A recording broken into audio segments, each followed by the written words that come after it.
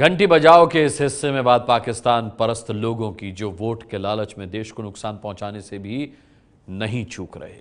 जिन major Nitin Gogoi ने 12 लोगों को पत्थरबाजों की पागल भीड़ से बचाया, उसे फांसी देने की नेशनल कॉन्फ्रेंस मांग कर रही है। उमर अब्दुल्ला मेजर को गलत ठहराने के लिए अखबारों में लेख लिख रहे हैं, वो भी तब जब पत्थरबाज आतंकियों की खुलेआम मदद कर रहे हैं। ऐसे में आज ऐसे सियासी पत्थरबाजों की घंटी बजाना बहुत जरूरी हो गया है।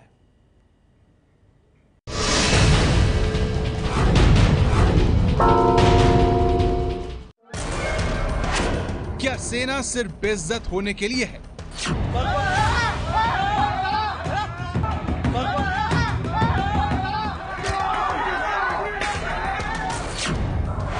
क्या सेना सिर्फ पत्थर खाने के लिए है?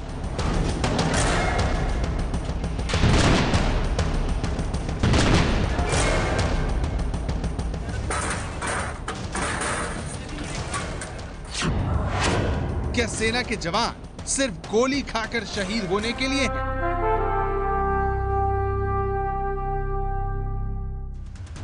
आखिर किस लिए है सेना? आपको लग रहा होगा कि हम ये सवाल क्यों पूछ रहे हैं, क्योंकि सेना तो हमारी और हमारे देश की रक्षा के लिए बनी है। तो फिर ये सवाल क्यों? सेना पर सवाल की वजह है जम्मू कश्मीर के पूर्व मुख्यमंत्री उमर अब्दुल्ला, जो जाबाजी की नई मिसाल काम करने वाले मेजर गोगोई से नाराज है। जिस मेजर गोगोई को पूरा देश सलाम कर रहा है, उन्हें उमर अब्दुल्ला गलत करार दे रहे हैं। उमर अब्दुल्ला की नाराजगी की वजह ये तस्वीरें हैं जिसमें 9 अप्रैल को मेजर गोगोई ने सूझबूझ और बहादुरी की अभूतपूर्व मिसाल पेश की थी।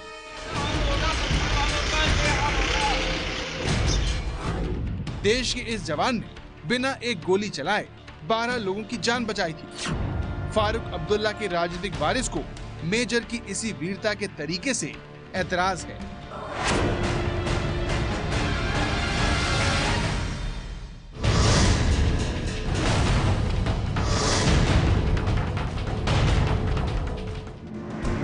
मेजर नितिन लीतुल गोगोई को सेना ने सम्मान क्या दिया? जम्मू कश्मीर में पत्थरबाजों के हिमायती नेताओं के सीने पर सांप लौटने लगे। सत्ता के लिए मचलते उमर अब्दुल्ला भी उनमें से एक हैं। उमर अब्दुल्ला ने अंग्रेजी अखबार इंडियन एक्सप्रेस में अपने लेख में लिखा, मेजर गोगोई ने जो किया वो जिनेवा कन्वेंशन, भारतीय संविधान और मिलिट्री कोड का उल्लंघन है। मेजर गोगोई ने जो फैसला किया, क्या उन्हें ऐसा करने का हक है? क्या उन्होंने ऐसा करके नागरिक आजादी का उल्लंघन नहीं किया? उमर अब्दुल्ला जैसे नेता कश्मीरी लेफ्टिनेंट उमर फैयाज की दर्दनाक हत्या पर कोई लेख नहीं लिखते। जब एनकाउंटर के दौरान पत्थरबाज मिलिटेंटों की डाल बन जाते हैं तो वो कोई बयान नहीं देते। जब पत्थरबाज सैनिकों से बदसलूकी करते हैं तब भी उनका मुंह नहीं खुलता।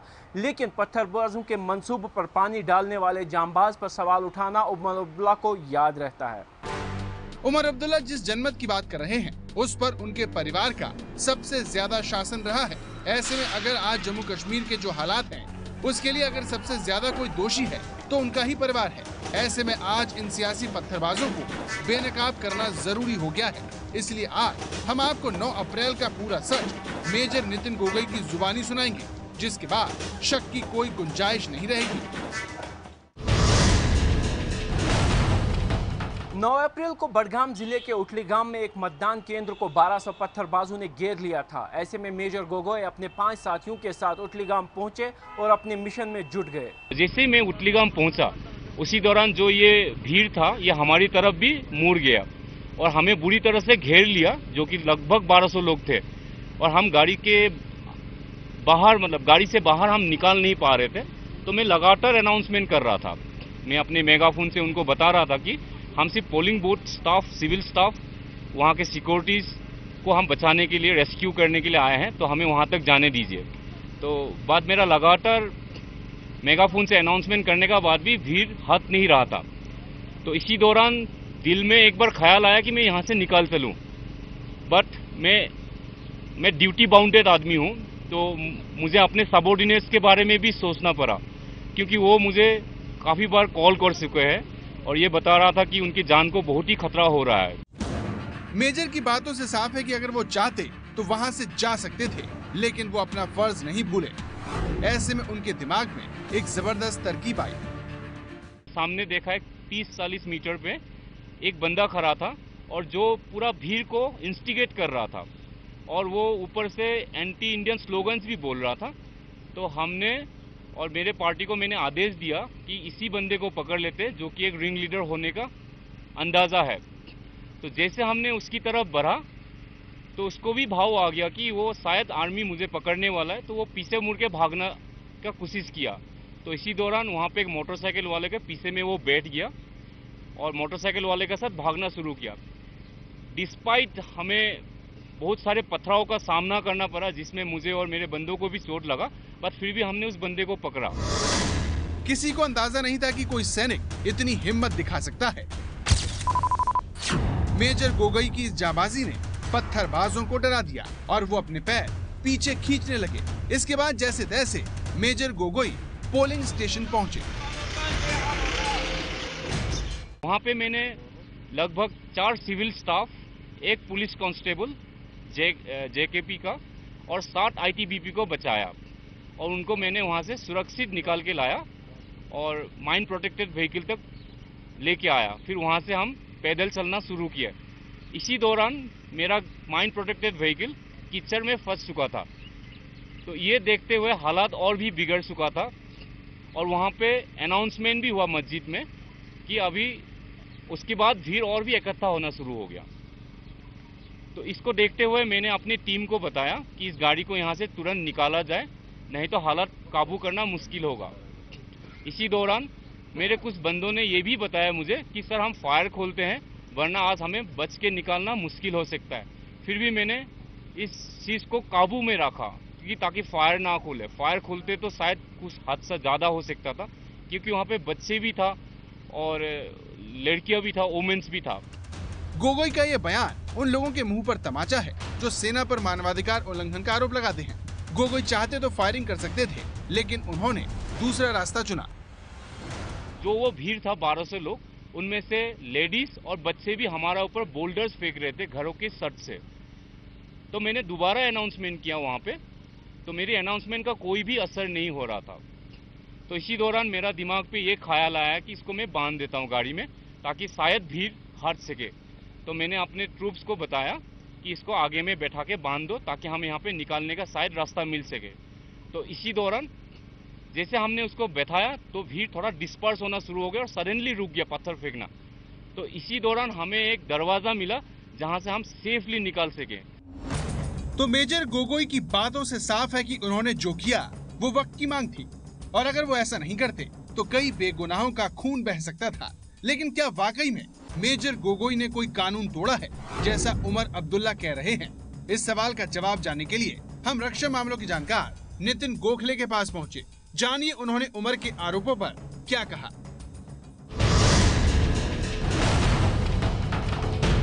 क्या उन्होंने कोई गैर कानूनी काम किया है? तो मैं लोगों को एक जो जिनीवा कन्वेंशन है और उसका जो प्रोटोकॉल 2 है, एडिशनल प्रोटोकॉल 2, उसके तरफ लोगों का ध्यान आकर्षित करना चाहूँगा कि उसके तहत कोई भी ऐसा काम जो गोगोई ने किया है उसके तहत वो भारत पे लागू नहीं होता है, क्योंकि भारत ने एडिशनल प्रोटोकॉल 2 जिनीवा कन्वेंशन को रेटिफाई नहीं किया है और रेटिफाई नहीं किया तो वो भारत में लागू नहीं होता है। इसलिए वो कोई गैर कानूनी काम नहीं है और इसलिए उनके खिलाफ कोई कार्रवाई नहीं हो सकती है।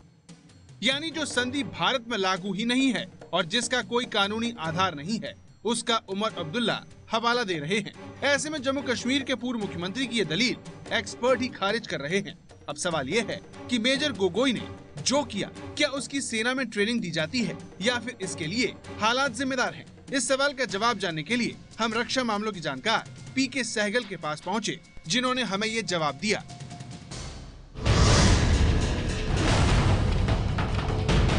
जिस स्थिति में मेजर गोगोई थे उस माफिक का कोई पैरेलल नहीं है। उनके नीचे टोटल 11 जवान थे और उनके खिलाफ थे 900। इनफैक्ट मेजर गोगोई ने कहा एक जगह 400 और बाद में वो बिल्डअप होकर 1200 हो गए। सो 11 वर्सेस 1200। तो 1200 जो लोग हैं उनके ऊपर पत्थर फेंक रहे थे, उनको किक करके रहे थे, उनको थप्पड़ कर मार रहे थे। इसमें मेजर गोगोई के पास केवल 2 ऑप्शन थी। एक प्रोफिलेक्टिक फायर खोलें बाएं से दाएं या दाएं से बाएं, जिसमें अनेकों सिविलियन मारे गए होते और साथ ही साथ माल का भी नुकसान होता। ऑफिसर को ट्रेन किया जाता है कि हर स्थिति का सामना कर सके with a presence of mind and cool headedness, और जो प्रेजेंस ऑफ माइंड और कूल हेडेडनेस उसने दर्शाई वो एब्सोल्युटली सराहनीय है। जो उन्होंने किया उसका फ़ायदा ये हुआ कि एक भी सिविलियन नहीं मारा गया। तो मेजर गोगोई का यह फैसला एक आउट ऑफ द बॉक्स यानी पारंपरिक लाइन से बाहर जाकर लिया गया फैसला था, जिस पर सवाल उठाने की कोई वजह नहीं है। फिर भी उमर अब्दुल्ला और उनकी पार्टी के नेता मेजर गोगोई को मुद्दा बनाने में लगे हैं।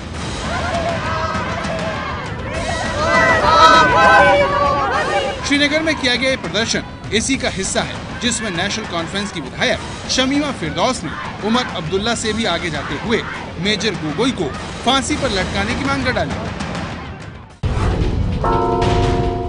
क्या ये सही है जो उसको अवार्ड दिया गया? उसको फांसी के तख्ते पर उठाना चाहिए, फांसी के तख्ते पर लटकाना चाहिए। पार्टियां वोट पाने के लिए कितना गिर सकती हैं? नेशनल कॉन्फ्रेंस की ये मांग इसकी मिसाल है। लेकिन राहत की बात यह है कि केंद्र सरकार खुलकर मेजर का समर्थन कर रही है।